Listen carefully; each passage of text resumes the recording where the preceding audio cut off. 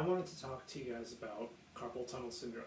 So if you've been diagnosed with carpal tunnel or you think you have it, or you've had it for a long time, you'll probably know all about it. So I won't get too into the details.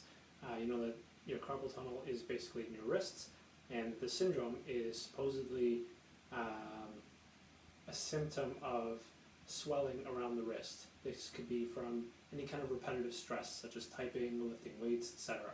So I got diagnosed with carpal tunnel by a neurologist when I was 15. So I've been dealing with it for many years. Some symptoms of carpal tunnel include pain and swelling in the wrists, and then the key one for carpal tunnel is numbness. So it's tingliness in the fingers, and you can feel it in certain parts of the hands more than others. And I had it, or I do have it, in both wrists. Now, if you've been dealing with it for a long time, you'll have no doubt gone through a bunch of different treatments.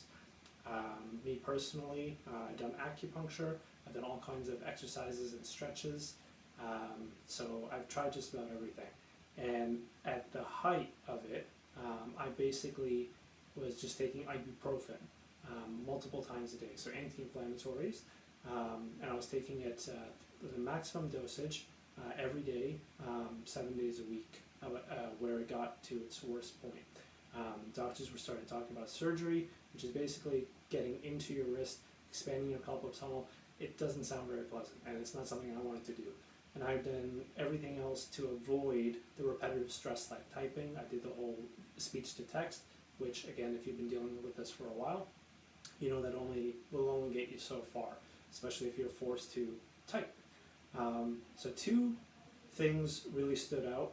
There was two treatments above all else that made a difference. One is the ergonomics, and again, if you've been dealing with carpal tunnel for a while, you have likely changed up your ergonomics. So a wider keyboard is great. Setting up the right workstation, a mouse, it's getting the right mouse, etc. One thing I found is the position of the keyboard, and that was keeping it low. You can really see me there.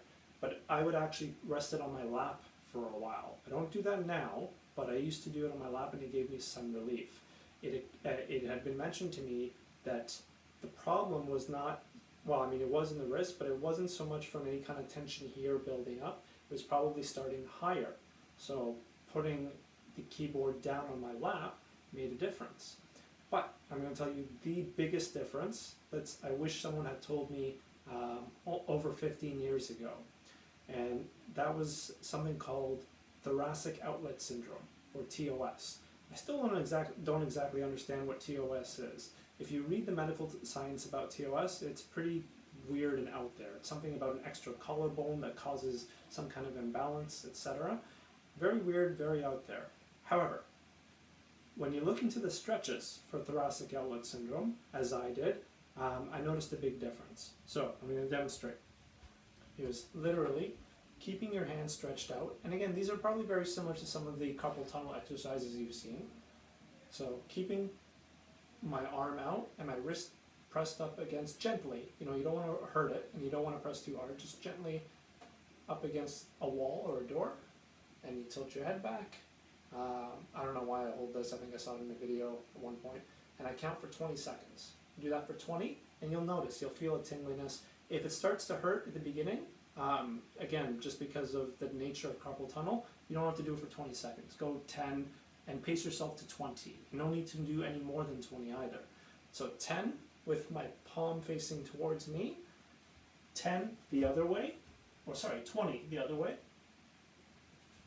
and then flip it. And that's palm facing down. Again, this one's probably more similar to the carpal tunnel ones, and this one actually feels a little better. All right, but it's important to do both angles. 20 seconds.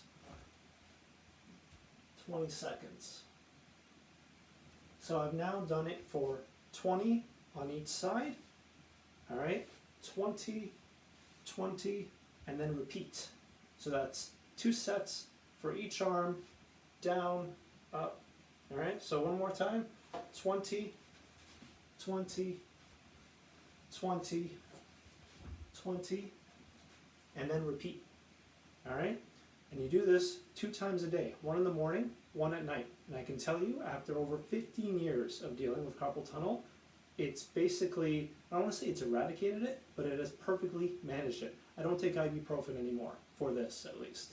All right, my wrist feels fine. Occasionally I'll get tingliness, especially if I have to type all day, but just the fact, if you've been dealing with carpal tunnel, you'll know what the thought of typing all day would actually do.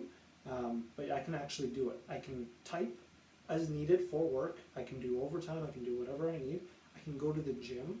I can exercise. I can do push-ups. If you've been dealing with carpal tunnel, you know how scary the concept of push-ups are. And I can do all of that, and I can manage it just by doing that exercise once in the morning, once at night. All right. I hope that helps. Do your own research on TOS. Check it out on YouTube. There's a lot of other videos. That's where I learned about it.